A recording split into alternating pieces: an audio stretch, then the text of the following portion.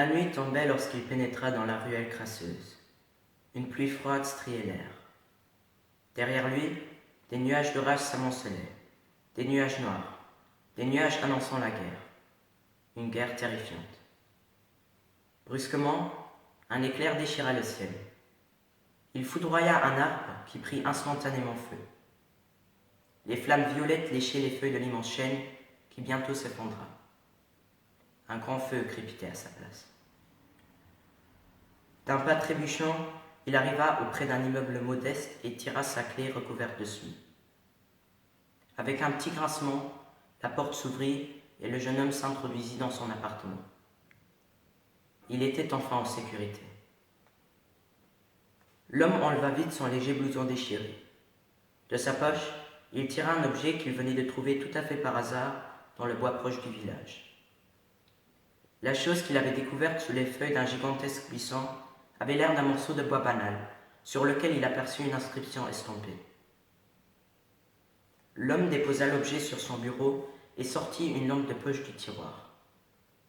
Une fois la lampe allumée, il essaya de déchiffrer l'écriture, les sourcils froncés.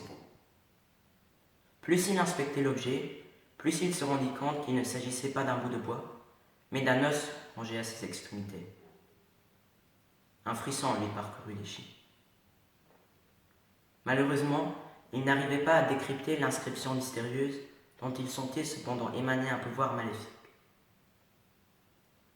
L'homme gagna rapidement son armoire et saisit une bouteille d'alcool pur, dissimulée sous ses vêtements. Il s'empara également d'un chiffon et se rassit sur le petit tabouret. Il trempa la vieille étoffe dans l'alcool et commença à enlever soigneusement la saleté incrustée sur l'objet mystérieux. Au bout de quelques minutes, il distingua des traits rougeâtres qui reluisaient dans la pièce, mais il n'arrivait pourtant pas à les décoder. À l'aide d'une loupe minuscule, il examina l'os sous toutes les coutures, mais l'inscription restait toujours illisible. Dans l'espoir de mieux pouvoir la déchiffrer et voulant à tout prix dévoiler le mystère de cet objet étrange, l'homme retira un clou d'un tiroir du bureau et se remit à gratter l'écriture encore plus en profondeur. La pointe de la tige en métal parcourait les traits rougeâtres et bientôt, un tas de crasse se formait sur sa petite table en bois.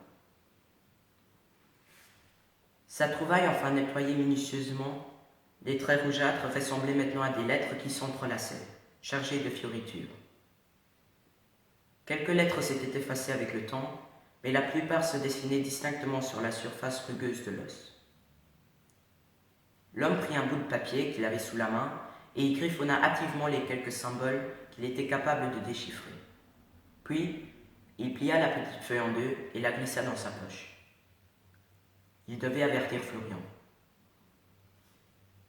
D'un geste vif, il tira sa machine à écrire vers lui. Ses doigts engourdis tapaient frénétiquement sur le clavier. Le bruit régulier apaisait ses nerfs tendus. Il devait garder son sang-froid. Au bout de quelques minutes, l'homme tenait une lettre prête à envoyer entre les mains. « Salut Florian, tu n'imagines pas sur quoi je suis tombé tout à l'heure pendant ma promenade nocturne.